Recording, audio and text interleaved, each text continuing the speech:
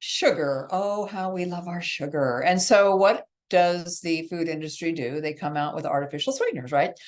Aspartame was the biggest one. And then Splenda came along. And I still get this question, is Splenda okay? Short answer, no.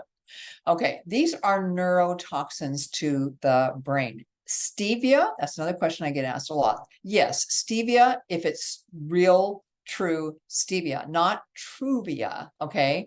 You see that in the grocery stores, Truvia. It's been chemically altered. So use real stevia. But even with the stevia, these are super, super sweet substances, way more than straight sugar, right? Way more than eating a piece of fruit. So what happens is your body gets used to wanting that super, super sweet.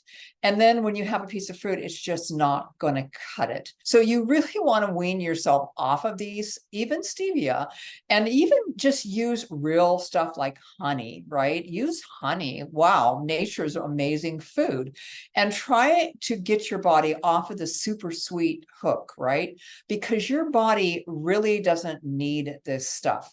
Your body is genetically, we were made to eat the foods from nature's sugars, which are in your fruits and in things like honey. Want to receive nutritional insights to your inbox?